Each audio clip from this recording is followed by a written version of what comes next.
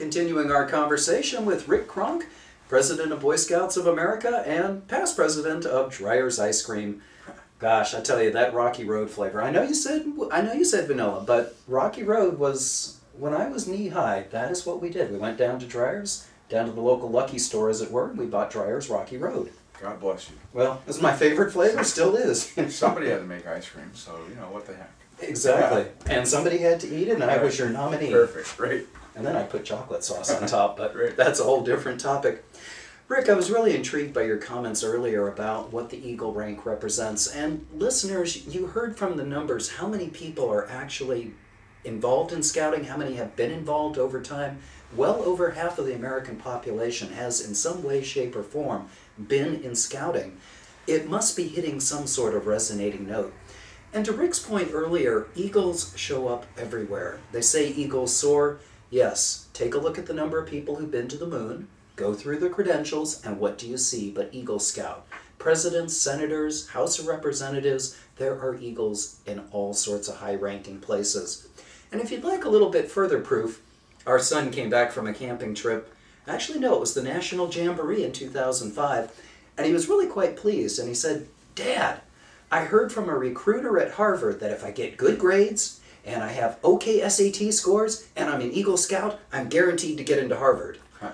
And I'll tell you, Rick, my heart soared and then sank when I looked at the tuition bill that was coming along. But I got to agree, Eagle, I really think, is a lifetime achievement, and it is something you carry with you. There's no question about it. I mean, again, every Eagle Scout realizes that it would be crazy not to include that in an application of any kind. It suggests the character of the individual. And I would argue, though, Rick, even if a boy does not achieve Eagle or the top venturing award, or dare I say in Girl Scouts, if that person does not achieve the top award, I still think the values, the universal values that are taught in the programs, carry with them through life. Yep, you're right. It's embarrassing when I get up and speak at scouting gatherings, and so often somebody will ask all the Eagle Scouts to please stand up. And the president of the Boy Scouts of America has to sit down because he was only a Star Scout. Okay, so listeners, we're just going to edit that portion out. No, well, okay. actually, okay. Tell us. I mean, I did see it in your bio that you'd only gotten to Star. Yeah, I was in a troop in Montclair in Oakland, California. Okay. And our scoutmaster loved to backpack, and we backpacked constantly, rock climbing, and that was his focus. Mm-hmm. So, you know, we went through the program, and I think in my time, I was in scouting until I was 18. I think there was only one Eagle Scout in the troop, but we were rock solid, you know, lovers of the outdoors and respected the outdoors, and again the self-confidence that came from really being an extraordinary backpacker was, you know, provided the same value. So you do not have to be an Eagle Scout to you know, enjoy the benefits of scouting. But certainly, Eagle Scouts have contributed a fair amount to the community. Our son is actually looking to start his Eagle project, which will benefit the Salvation Army in Oakland. So, tremendous thing that he'll be doing, and hopefully, at least he's going to try, to partner it with the Oakland Raiders. More on that in a future interview. Rick, we've talked a lot about scouting and the boys, but now I'd like to turn our attention to the leaders, and you touched on that to some extent. Yeah. If you look at all the leadership lessons you had, the grooves, for example, at Dreyer's Ice Cream, what lessons would you impart to today's scout leaders? Maybe talk even about Cronk's Club.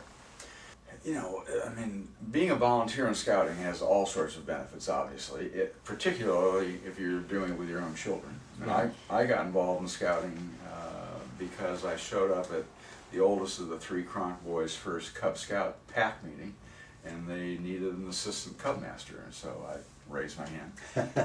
And as you've discovered with your son, it's very gratifying to spend time as a volunteer in scouting with you and your boy or boys spending time together. That's invaluable. Mm-hmm. I think that lots of parents discover volunteering because their kids are in the program, and they continue to be involved afterwards because they now fully appreciate the impact, the positive impact that they can have with young people as they grow up. So, and you know, once again, volunteers would only continue to volunteer if there's gratification in the process. So they're obviously getting a lot out of it personally. 1.3 million volunteers. You know, that's for 5 million kids. It's almost a 1 to 3 ratio there. It's remarkable. I'd have to agree, listeners. When we were in England attending a dinner over in Poole, England, we met a lady who got involved in scouting. Well, she drove her son on over to a meeting, and they said, well, who can make pancakes? Our pancake churner hasn't shown up. She thought about it and said, well, come on, I'm a mom. I've been making pancakes all my life. Her hand flew up, and lo and behold, 30 years later, she's still making pancakes and loving every minute of it. That's an amazing thing about scouting, is you do get a kick out of it. I'd like to turn now to corporate philanthropy and philanthropy of the individual. And listeners, again, I told you that Rick is a Golden Bear, as am I. His wife is also a Golden Bear, and if you swing by the Haas School, you will see the Cronk Gate there, named after the two of them, and God bless you for it. Tell us, though, in a scouting sense, about the World Scout Foundation. You were the chairman of it. Tell us what the group does, and maybe let's talk a little bit about what you had said in the first part, the Baden-Powell group. Yeah. The world of scouting there's really it's divided up into two groups. One is the World Scout Foundation. It raises money around the world, primarily in the form of endowments, not annual operating gifts. But so raising money, investing that money wisely, and the earnings from which is turned over to the program side of scouting, which is called the World Scout Bureau. They run scouting professionally. And the World Scout Bureau has 6 offices around the world, and they're just trying to promote scouting in whatever is the most comfortable manner in that country or continent. So there's an African Scout Bureau, and they're doing everything they can to address AIDS, to have kids appreciate how they can help in their own community in preventing AIDS, and providing a stimulating program that's fun at the same time. There's an Asian Scout Association, and their approach to scouting is very different. And so, I mean, the World Scout Foundation, again, and the King of Sweden and all the people that contribute this money are doing everything they can to provide the resources for there to be an effective program. And there are about 25 to 30 million scouts in the world. So, and as you saw at the World Jamboree, the results are obvious. I mean, these kids, they are people of values, and they have strong character, and they care for each other, and they care for the world. So this money must be going to good use.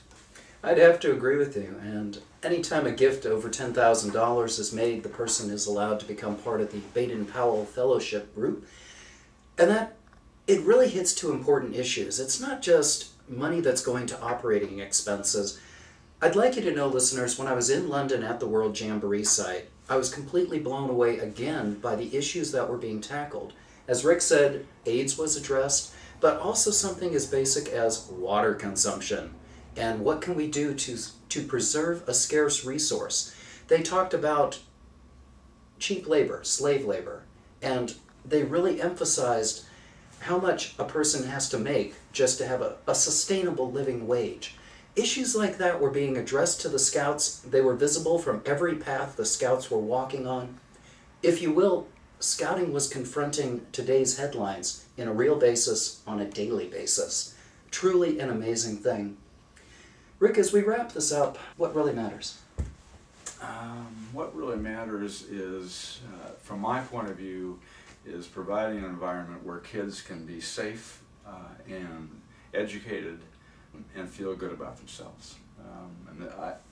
A very good friend of mine described the path of life. One's life is the first 25 years or so you learn a trade. The second 25 years or so you perfect your craft. And the last 25 years you give back to humanity. And I just decided a long time ago that I was going to focus all of my philanthropic time and money to children and issues that involve kids. So it's ended up to be scouting, an awful lot of scouting, and I've spent a lot of time in education in California. The present state of our public education system is in trouble, but we can do something about that. I would have to agree with you, Rick. I really appreciate the time. And listeners, you heard what you can do in the final 25 years of your life. Scouting's been around for 100, giving back nonstop.